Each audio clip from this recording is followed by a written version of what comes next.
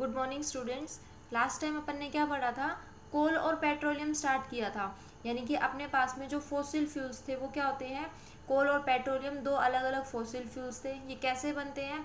जब कोई भी प्लांट की डेथ हो जाती है या कोई एनिमल की डेथ हो जाती है तो वो क्या करेगा, वो बरीड हो जाता है, यानी कि वो अर्थ के नीचे चला जाता है और कई सालों तक वहाँ रहने की वजह से वहाँ पर प्रेशर ज़्यादा हो जाता है और टेम्परेचर ज़्यादा होता है, जिसकी वजह से अपने पास में फॉसिल फ्यूल्स की फॉर्मेशन होती है।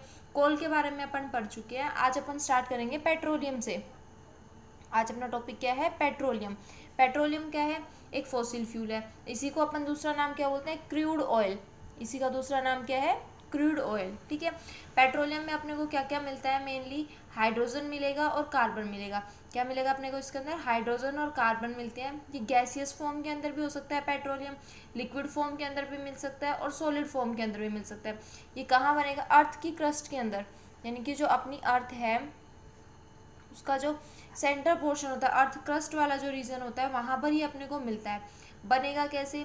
जैसे कोई प्लांट की डेथ हो गई, किसी एनिमल की डेथ हो गई, या कहीं पर फॉरेस्ट थे उनको काट दिया गया तो वहाँ लकड़ियाँ जो थी वो पड़ी रह गई। अब वो क्या करेंगी?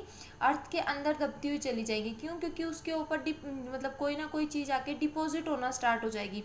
वहाँ पर अलग अलग लेयर्स बन जाएंगे, सॉइल की और वाटर की अलग अलग लेयर्स बनेंगी, जिसकी वजह से ये क्या होगा, नीचे डीप जो अपनी अर्थ क्रस्ट है वहाँ जाके स्टोर हो जाएगी। वहाँ जाके स्टोर होने के बाद में क्या, वहाँ क्या होगा, टेम्परेचर हाई होगा और प्रेशर भी हाई होगा।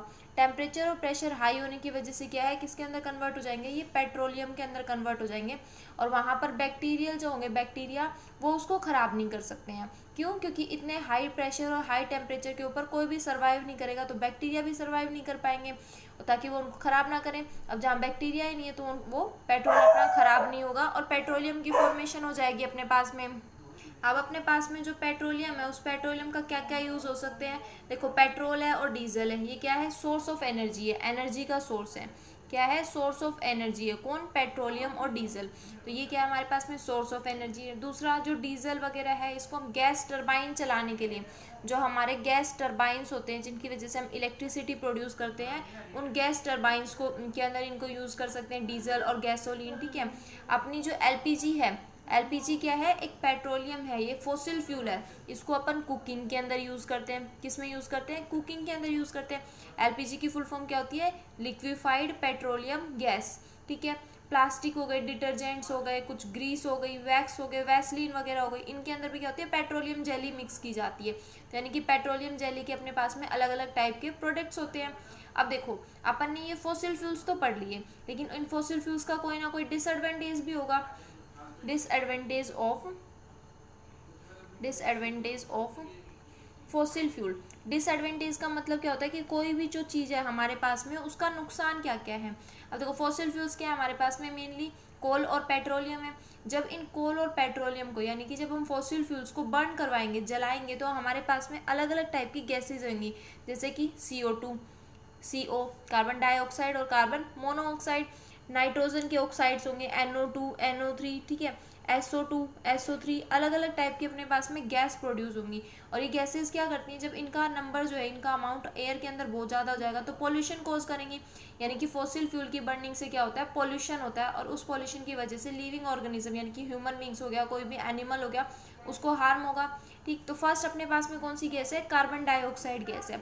अब देखो, कार्बन डाइऑक्साइड गैस क्या करती है? अगर इसका अमाउंट बहुत ज़्यादा हो जाए, नॉर्मली अपन क्या करते हैं? कार्बन डाइऑक्साइड को छोड़ते हैं सांस लेते टाइम, ऑक्सीजन को लेते हैं, और प्लांट्स क्या करते हैं? ऑक्सीजन को छोड़ते हैं और कार्बन डाइऑक्साइड को लेते हैं।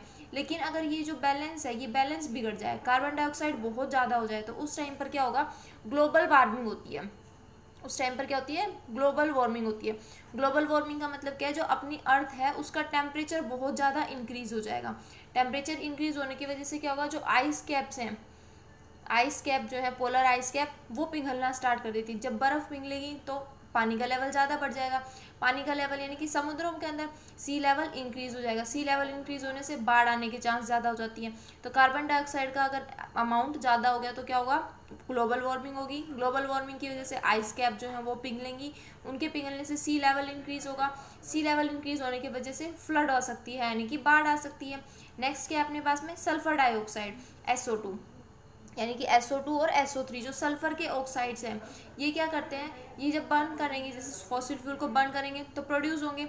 जैसे ही ये एयर के अंदर जाएंगे और एयर के अंदर जाने के बाद में जैसे जिस टाइम पर रेनफॉल होती है, तो रेनफॉल में क्या आती है, एसिड रेन की फॉर्मेशन करवा देती है। कैसे, क्योंकि जो SO2 और SO3 है, जब ये H2O के साथ मिलेंगे ये दोनों, तो ये क्या करेंगे, H2SO4 सल्फ्यूरिक एसिड बनाते हैं। इसीलिए क्या बोलते हैं, जो पहली बारिश होती है उसके अंदर नहीं नहाना चाहिए। क्यों, क्योंकि उस टाइम पर हो सकता है वहाँ पर सल्फर डाइऑक्साइड है या फिर जो हमारा SO4 है वो ये एसिड ज़्यादा बन चुका हो, तो वो एसिड रेन होती है।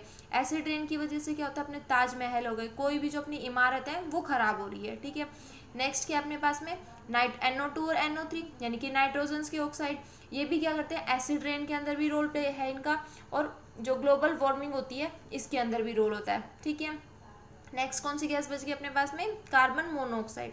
अब देखो कार्बन मोनोऑक्साइड क्या करती है, जो हमारी RBC के अंदर हीमोग्लोबिन होता है ना, उस हीमोग्लोबिन के साथ में बाइंड करेगी और ऑक्सीजन को बाइंड नहीं होने देगी। क्या करेगी, ये जाके हीमोग्लोबिन के साथ बाइंड हो जाएगी, ऑक्सीजन की बाइंडिंग नहीं होने देगी। जब ऑक्सीजन की बाइंडिंग नहीं होगी हीमोग्लोबिन के साथ में, तो ये ऑक्सीजन अपने टिश्यूज़ और ऑर्गन्स को भी नहीं मिलेगा, तो अपने जो टिश्यूज़ और ऑर्गन्स जो है वो खराब होना स्टार्ट हो जाएंगे। तो कार्बन मोनोऑक्साइड की वजह से ह्यूमन हेल्थ के ऊपर इफेक्ट होता है। अब नेक्स्ट क्या है अपने पास में, मैनेजमेंट कैसे कर सकते हैं हम, ये हमारे जो फॉसिल फ्यूल्स हैं उनको हम बचा के कैसे रखें, क्योंकि अगर हम ज़्यादा यूज़ कर देंगे तो आगे आने वाली जनरेशन के लिए नहीं मिलेगा, क्योंकि इनके बनने में मिलियंस ऑफ ईयर्स लगते हैं, और मिलियन ऑफ ईयर्स से पहले अगर ये ख़त्म हो गए तो ये ख़त्म ही हो जाएंगे। तो इनको कंजर्व करके रख सकें हम। अब कंजर्वेशन के लिए हम क्या करते हैं, या फिर हम इनके कैसे कैसे यूज़ कर सकते हैं। देखो, जो हमारी लिक्विफाइड पेट्रोलियम गैस है LPG, उसको हम बायोगैस से रिप्लेस कर दें। किससे रिप्लेस कर दें, उसको बायोगैस से रिप्लेस कर दें। ठीक है, बायोगैस क्या होती है, इसको जैसे गोबर वगैरह जो होता है उसके उपले बना के और फिर गैस प्रोड्यूस की जाती है, तो वो उस गैस को हम क्या बोलते हैं, बायोगैस बोलते हैं।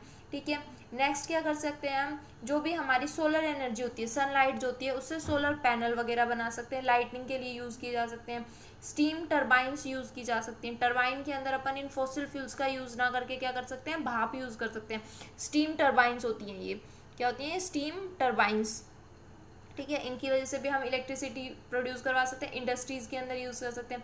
जो अपने ऐसे सोर्स हैं जो रिन्यूएबल टाइप के हैं उनको यूज़ कर सकते हैं। नॉन रिन्यूएबल क्या होते हैं, जो कभी भी ख़त्म होने के बाद में दोबारा प्रोड्यूस नहीं किए जा सकेंगे, तो हम उसकी जगह पे क्या करेंगे, रिन्यूएबल सोर्सेज को प्रोड्यूस करेंगे।